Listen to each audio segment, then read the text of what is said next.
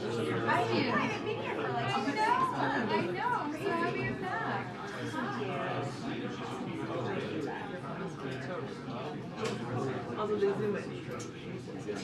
I get that. I get it.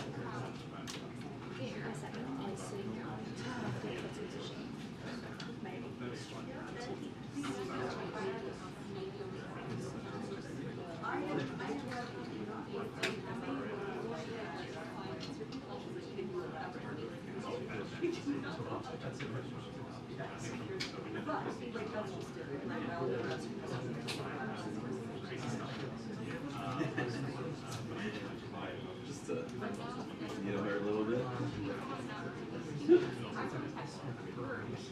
She's priced a lot over that.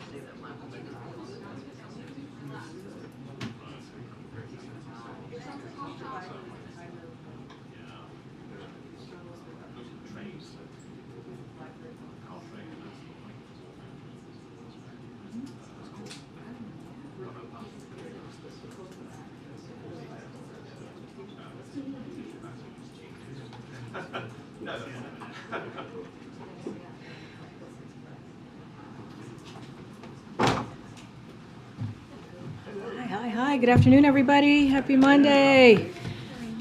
Okay.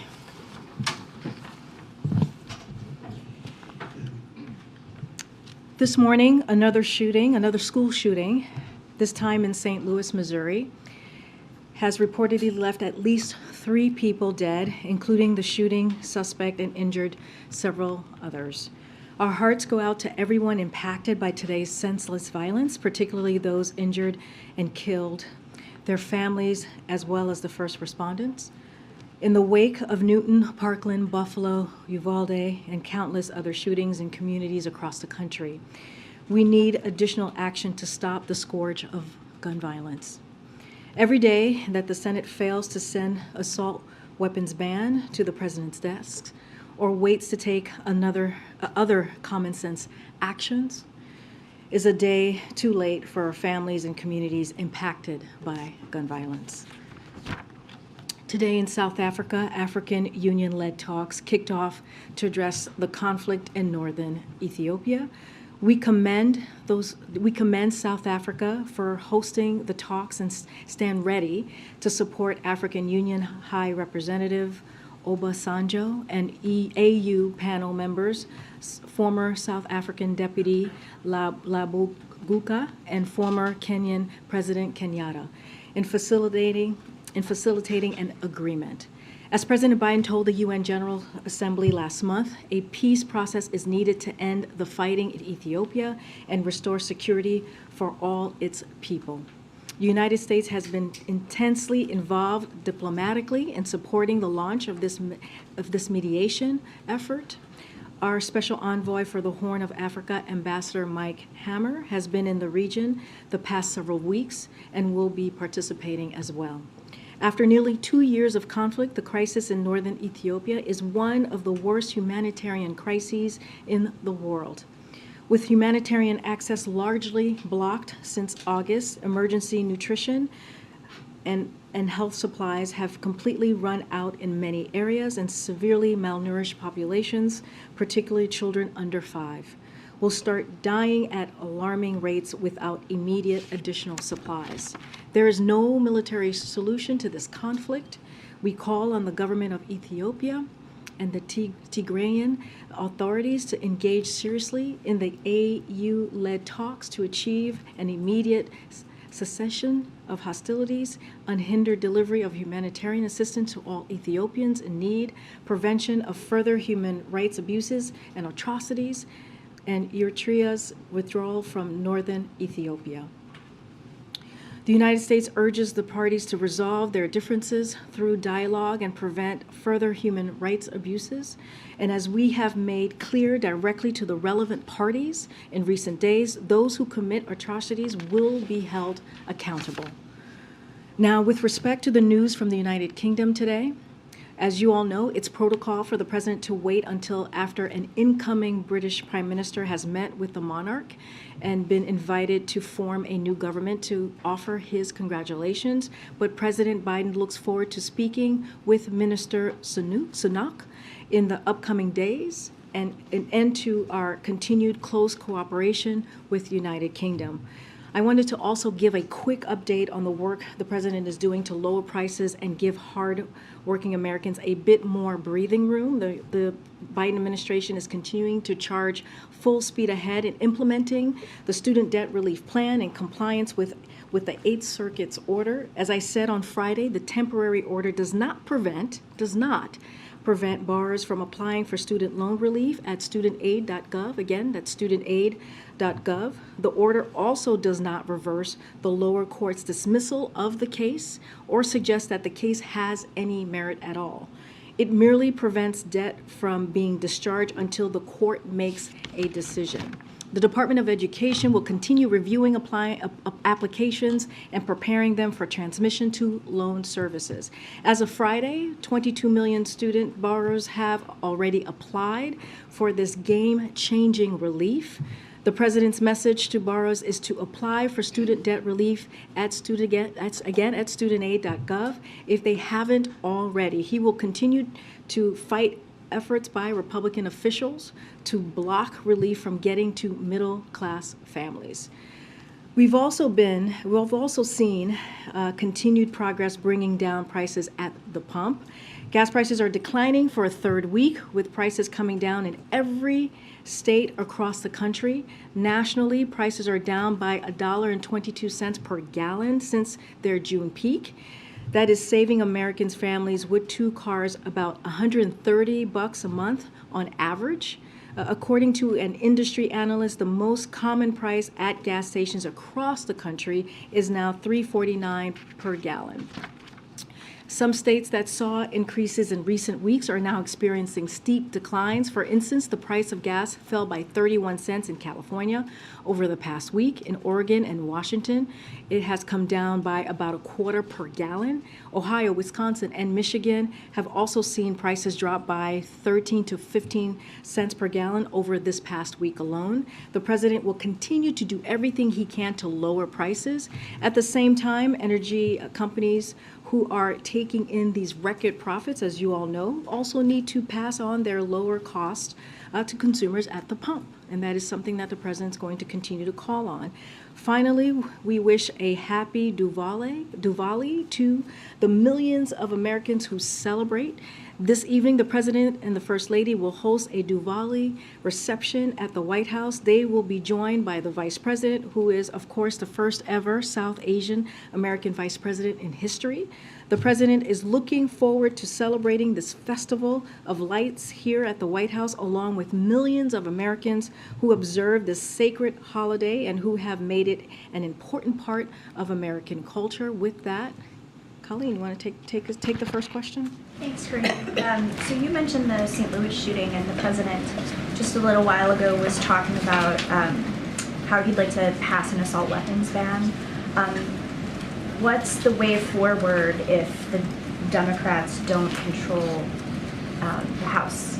Well, let's not forget the president was able to do something just this past couple of months that hadn't been done in 30 years, which is passing a bipartisan bill on getting to that next step of dealing with gun violence. So that is something, because of the president's leadership, that he was able to do.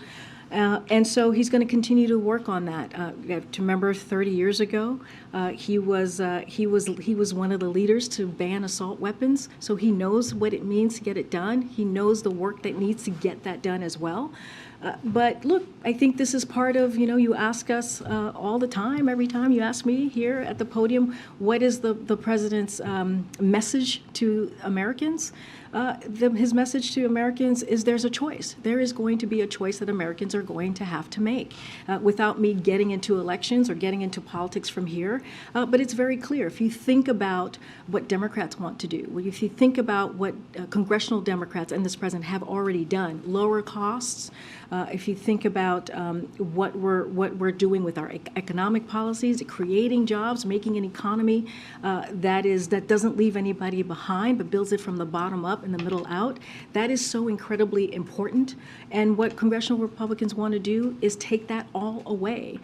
But there's also, how do we look at the future? How do we look at the things that we want to continue to do? And that's one of them, right? Banning assault weapons. How do we look at how we're going to protect women's health, right? Women's right to choose. That is making sure we codify Roe. What congressional Republicans want to do is they want to go ahead and codify Dobbs, right? They want to make that a national ban. They want to make abortion a national ban, which means that it doesn't matter if you're in a red or blue state.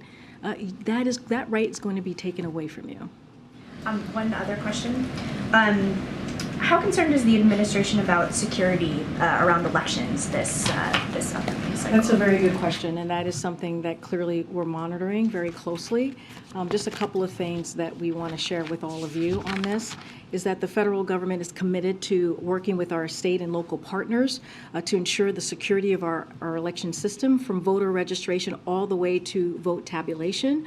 Recently, FBI and CISA issued a joint PSA focusing on America's election security and preparedness. They assess that any attempts by cyber actors to compromise election infrastructure are unlikely to result in large-scale disruptions or prevent voting. As of the date of October 4th, the FBI and CISA had no reporting to cyber activity has ever prevented a registered voter from casting a ballot, compromised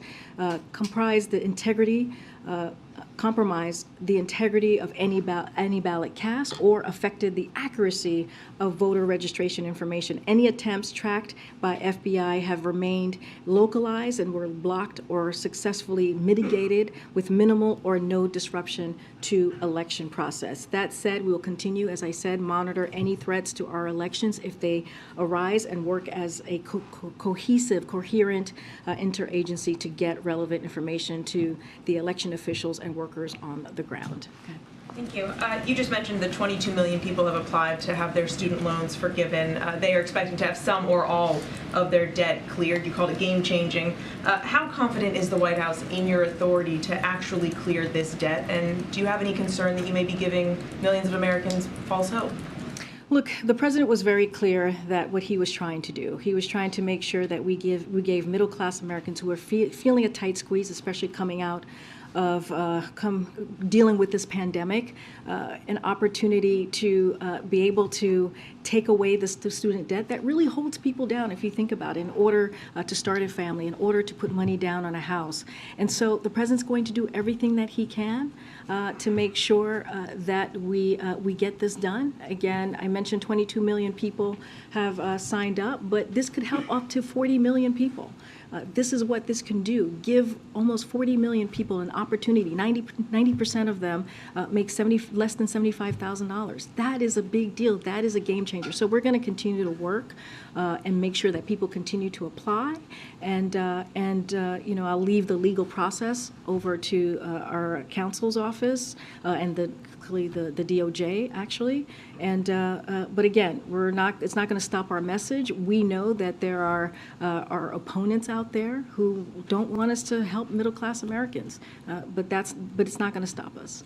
And this legal fight could drag out for some time. Is there any chance that the president is considering extending the pause on federal student loan payments, which are set to expire in January, or is that off the table? Look, I'm not going to get into hypotheticals. We have to let the process play out and see where the process goes.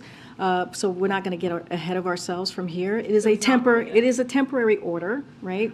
So just want to make sure. Don't want to get ahead of any of this.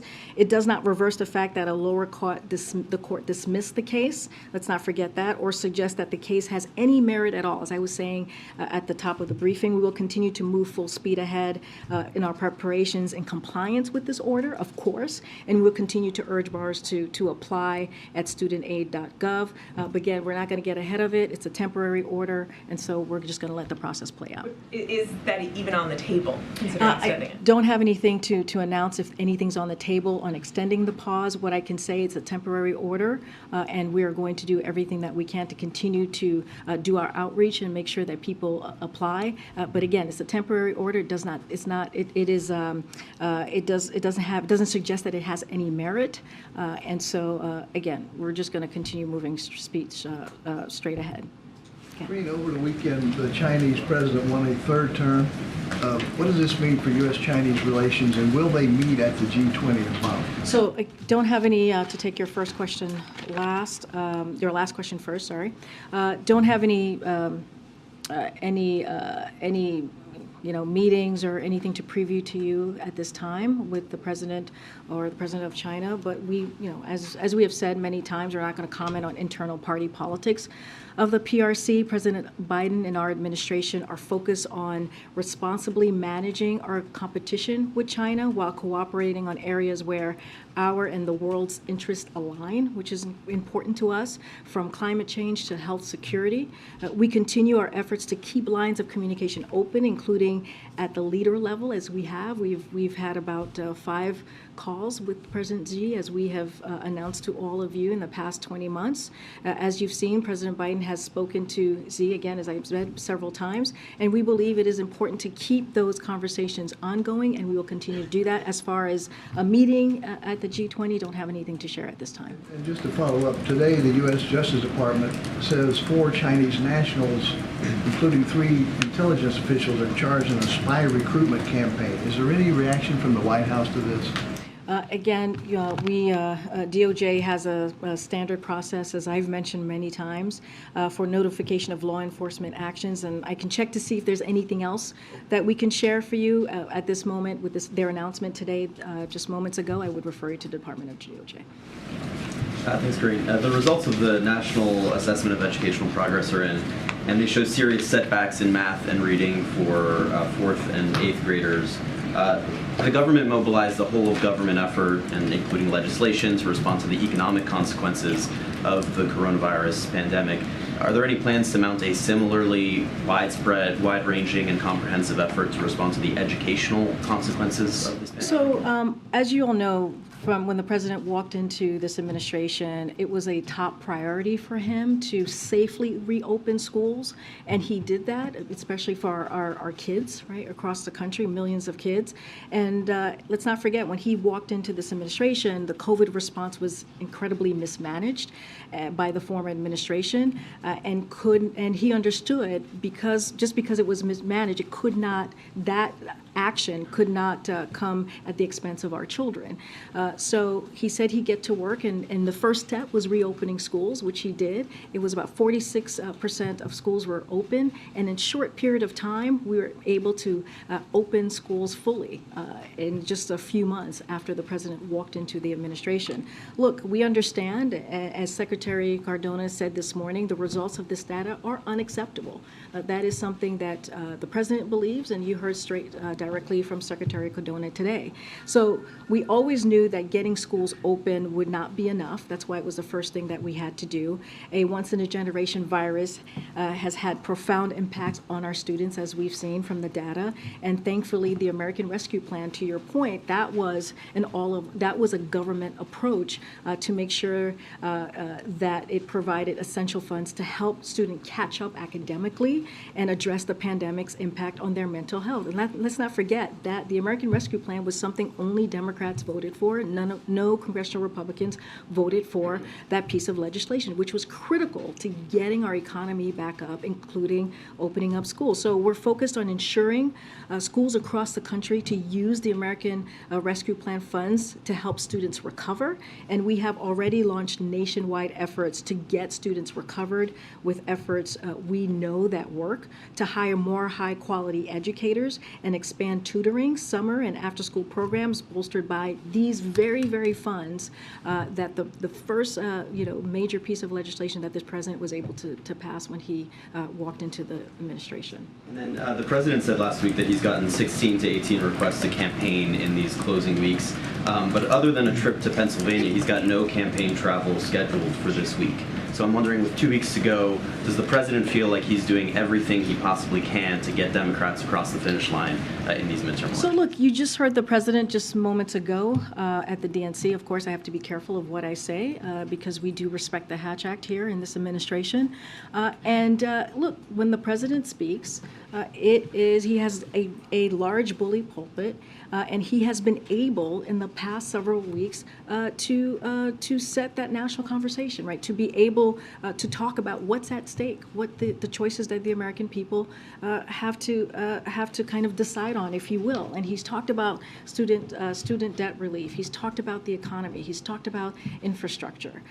He's talked about abortion, what it means to make sure that women have to be able to make a decision on their health, right? Abortion rights. And so almost every day, you have seen the president in front of the American people talking exactly to that, what is at stake. And let's not forget, we are actually laying out issues and policies that are very popular with the American people, that are issues that the American people want to see when you think about lowering cost. And you have congressional Republicans who want to take that away, who do not want to see Americans have lower health care costs, who do not want to see Americans have lower energy costs. The first thing that they said that they would do is repeal the Inflation Reduction Act, which, by the way, pieces of that, if you look at it in its parts, every part of that is popular with the American people. But as it relates to travel, are there any plans for the president to ramp up his travel? I mean, Well, we have just two weeks I'm not going to get ahead of the president. There will be more travel that we certainly will be announcing, as you mentioned. He's going to go to Pennsylvania this week. We announced that he's going to be doing the DNC. I shouldn't say we. The DNC announced that he's going to be doing a rally on November 1st in Florida, and I would say stay tuned. With the Israeli president coming for a visit, it comes at a time when there has been a notable uptick in some prominent anti-Semitism and some questions about how Republicans are responding to that, how the culture is responding to that. What is the president's view of how that might even influence the visit or be a subject of the visit, or how he believes the country should be responding to that? Kanye West has been a part of it.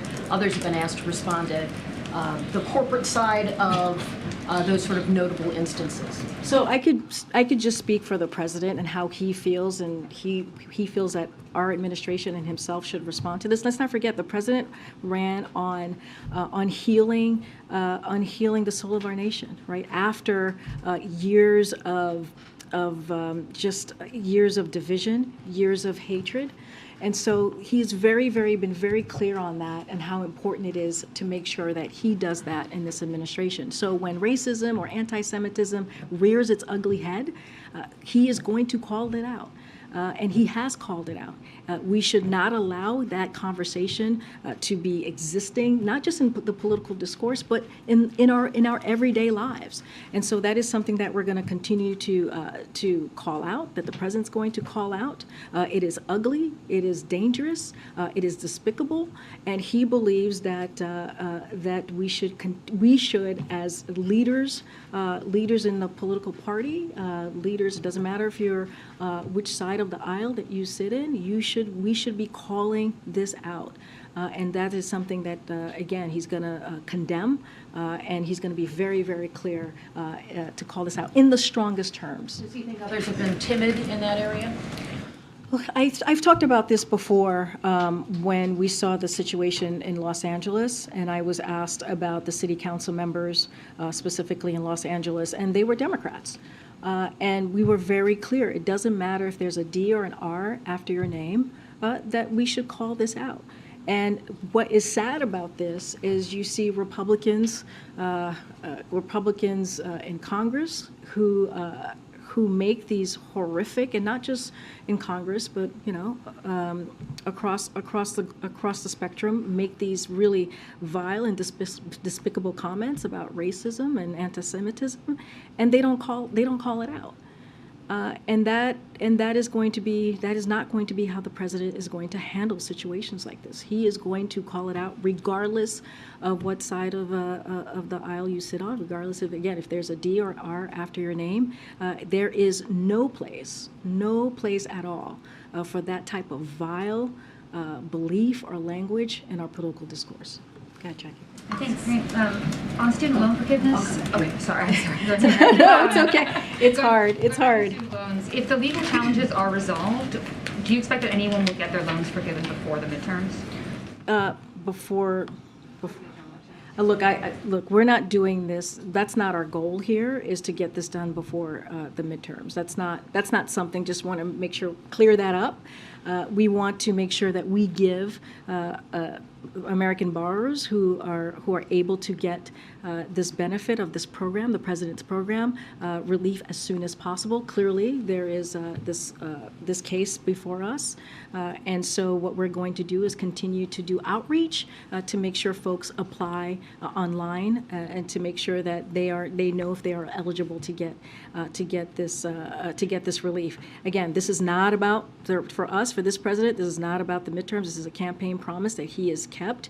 This is another way to make sure that we are giving Americans a little bit more of a breathing room. This is another way, as we're dealing with high cost, Americans are dealing with high cost, that they have an opportunity in this regard with student debt relief to give, again, a little bit more of space to breathe and a little bit more opportunity to get things done for their families. And very quickly, we saw the First Lady in a Phillies t-shirt yesterday. Should we expect that they're going to go to the World Series? I don't have anything to announce, but as you know, the First Lady is very excited about her team going into the World Series. I don't have any scheduling to announce.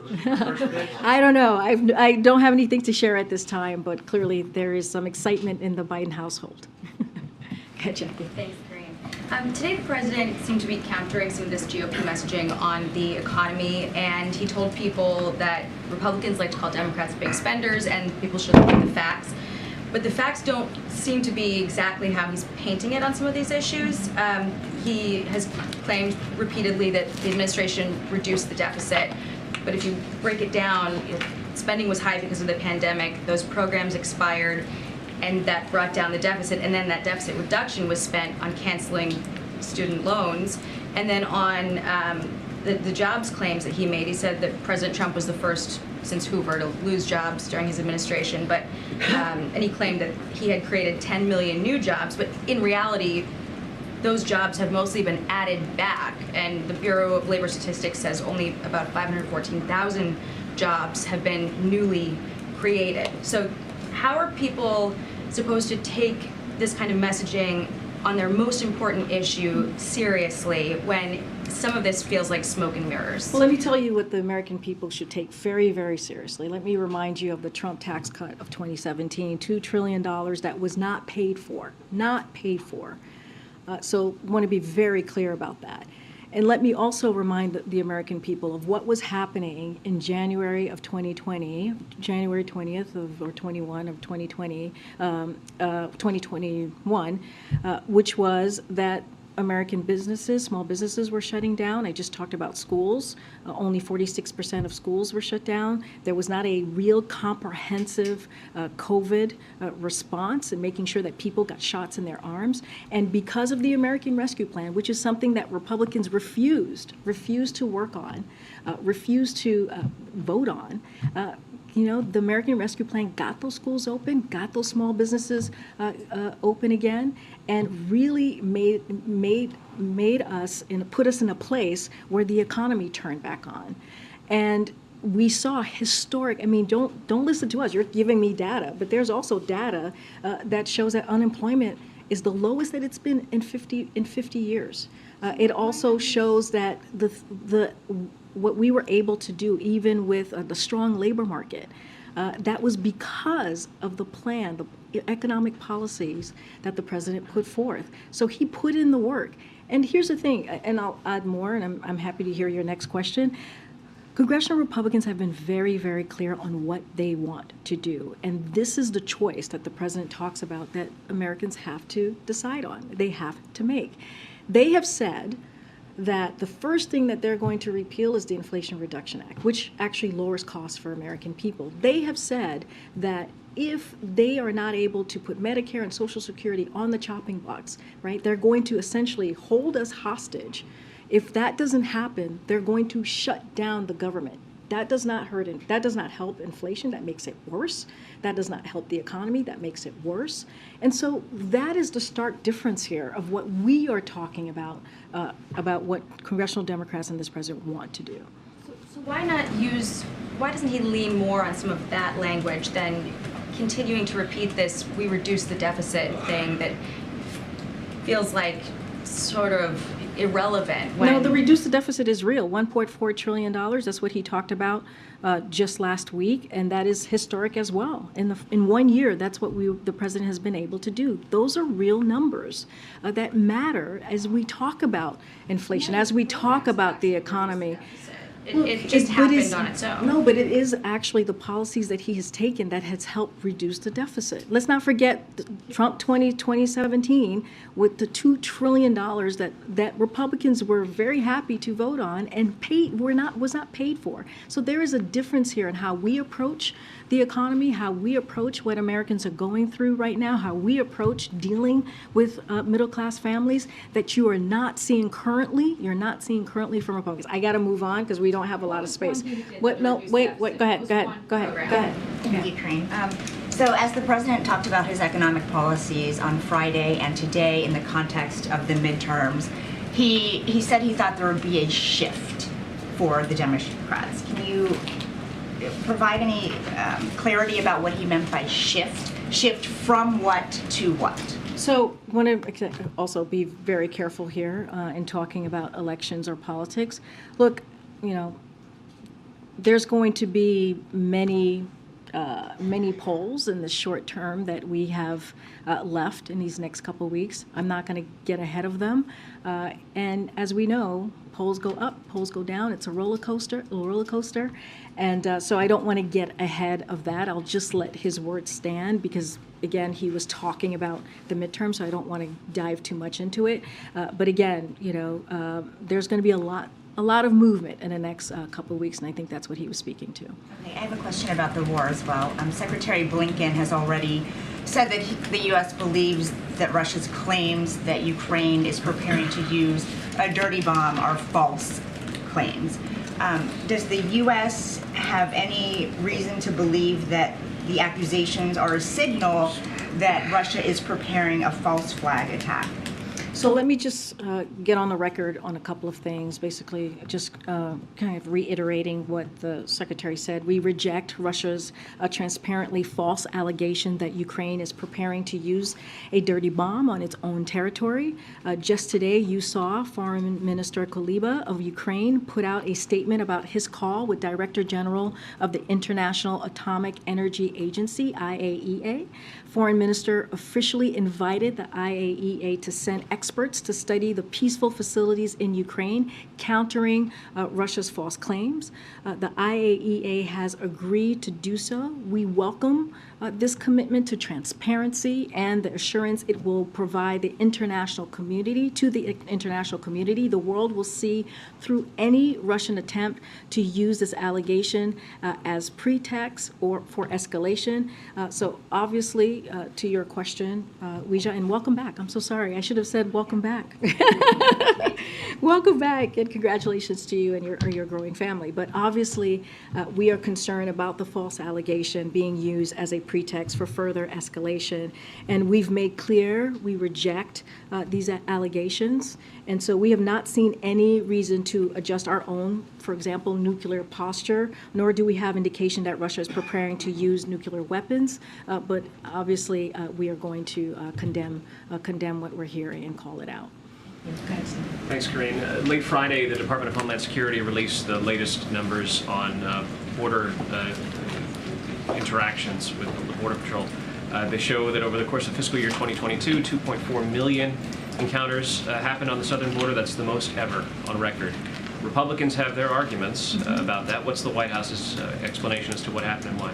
So I've said this before at this podium in the briefing room. What we're seeing, this new migration challenge, is driven by people who are fleeing falling regimes and economic collapse, as you know, in Venezuela, Nicaragua, and also Cuba. It's impacting the entire Western Hemisphere, what we're seeing currently. The number of individuals arriving from Venezuela, Nicaragua, and Cuba was up 245% from September of last year. Oh, okay, there you go. As you know, we love charts. And meanwhile, the number of migrants from Mexico and northern Central America is down nearly a quarter compared to just last year. So we're seeing, again, a different challenge ahead of us that we're dealing with. But you know, and we've talked about this. While we're trying to deal with the challenges, as you all know, you have Republican governors who are using these migrants, using these folks who are trying to flee communism, falling regimes, and economic collapses, as I just mentioned.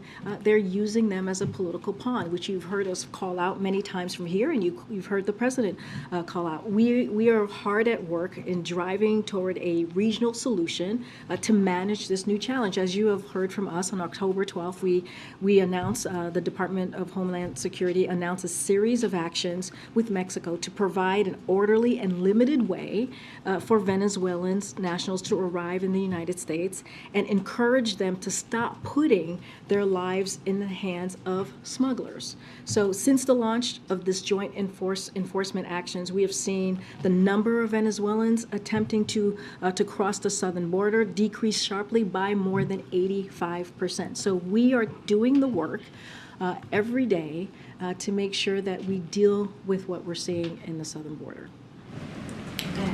Thank you, Karine. I've got two questions for you. Earlier today, the Wall Street Journal reported citing people inside the Saudi government, essentially saying that Saudi Crown Prince Mohammed bin Salman regularly mocks the president in private, making fun of his gaffes and questioning his mental acuity. The reporter also noted that MBS preferred former President Trump to President Biden, and I wondered if you had any reaction to that. I don't have any comments to that. I've got another question about the economic message that we've been hearing from the president. He obviously has talked about the stark choice that the country faces between allowing Democrats to remain in power and putting Republicans in power.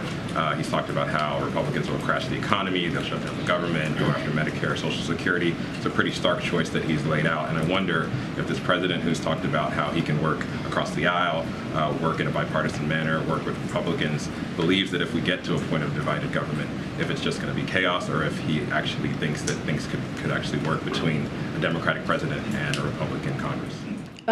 So let me say something about your first question. I'm not going to comment about, kind of ridiculous statements. I'm not going to comment on that.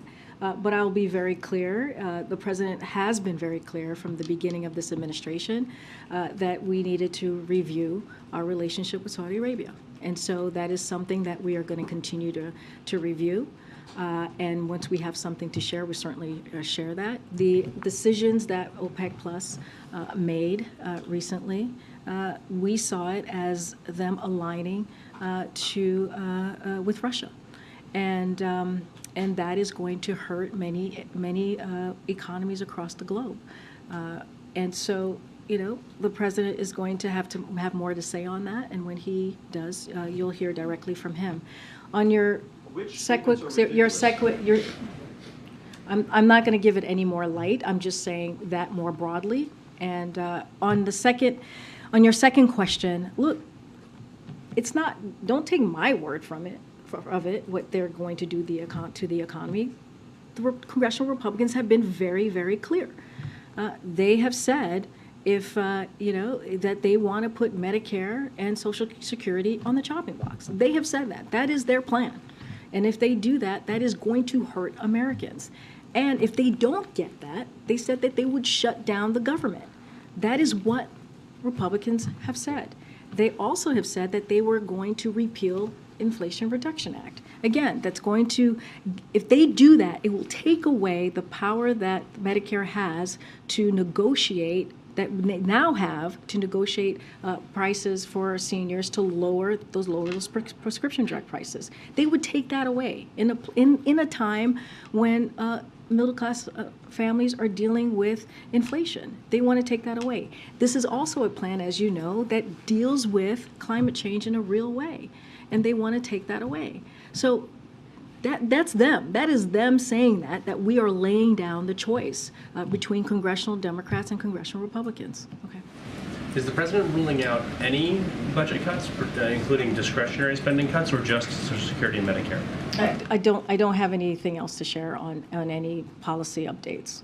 And then on deficit reduction, the fact that the White House is celebrating deficit reduction, to build on Jackie's question, does that mean the president thinks that the deficit should be reduced even further next year? Would more deficit reduction be economically good at this point? So he's going to do everything that we can to continue to reduce the deficit.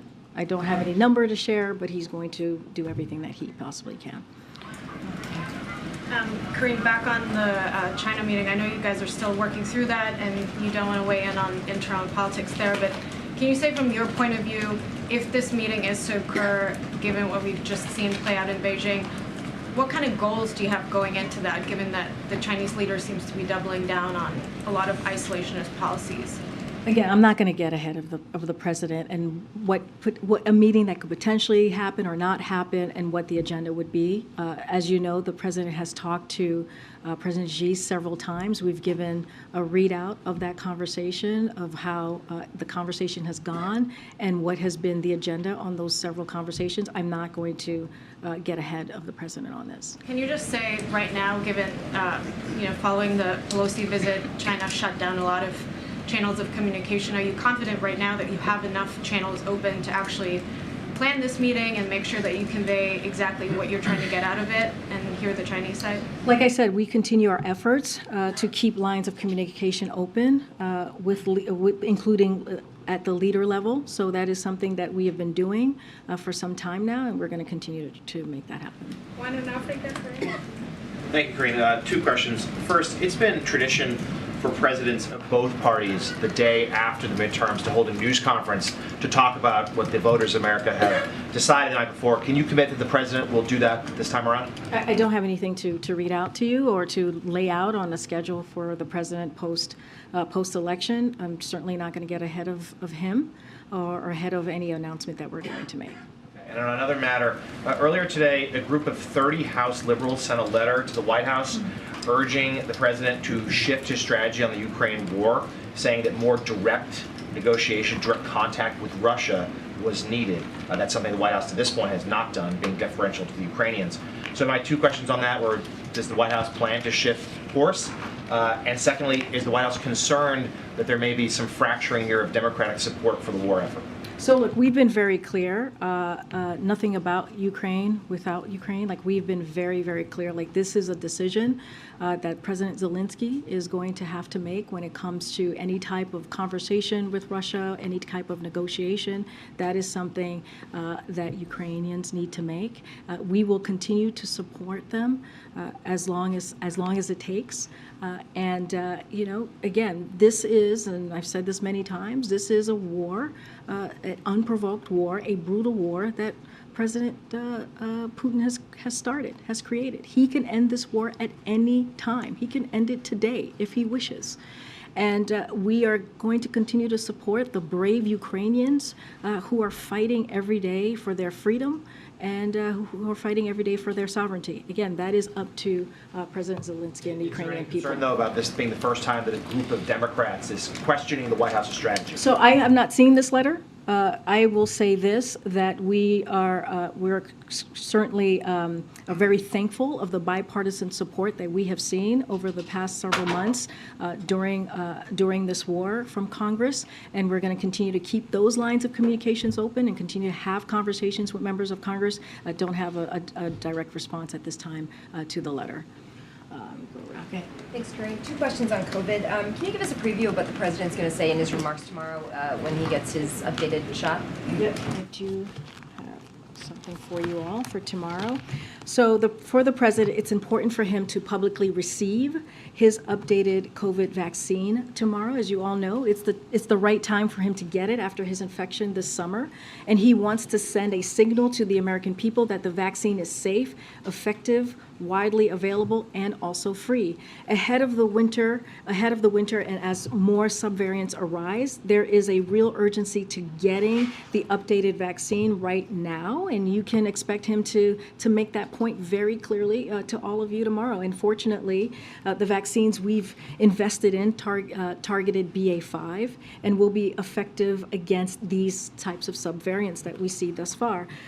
We'll have more detail to preview ahead of his shot and remarks, but what I can say is that we're continuing to see encouraging trends in vaccinations. For example, in the first 3 weeks, we saw about 7.5 million shots. In the last 3 weeks, we've seen almost 12 million. That's a nearly 60% increase. That's important progress, and we know numbers are higher after the weekend. The big administration focus is on reaching those at the highest risk, particularly our seniors, and there's good progress there. Half of shots have gone to seniors, and that means almost 10 million seniors, nearly 1 in 5 seniors, have already gotten their updated vaccine. We're doing outreach on the ground. We're using existing funds for targeted paid media and continue to push everyone with a platform to spread the word, which will be a portion of tomorrow's event as well. Can I follow up on COVID? Go ahead. Thanks, Karine.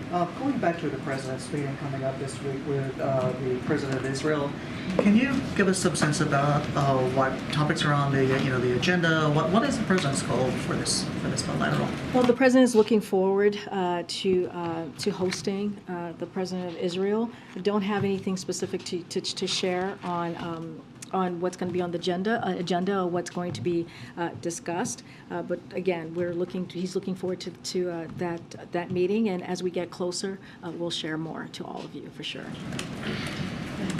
Thanks, Karine. There've been some slightly conflicting reports about Elon Musk. On one side, there's been a report that he might be subject to some kind of national security review. There's been kind of trolling on Twitter, communicating with Medvedev on Twitter. So there's been a little bit of confusion about what his role is there. And on the other side, there's been reports that he's in discussions, or the government's in discussions with him about providing Starlink to Iran, or to the people protesting in Iran. So could you give an overview of what's the administration's dealings with Elon Musk, who's obviously not somebody, he's an important person. No, I know there's a lot of interest in this.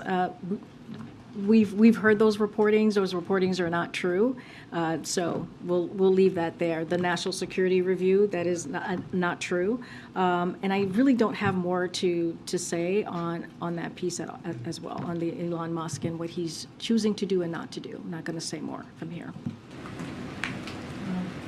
Thank you. 2 questions. One on Britain, UK. What kind of relationship the president wants to have with the new British Prime Minister? And does the president think that the British democracy is in turmoil right now?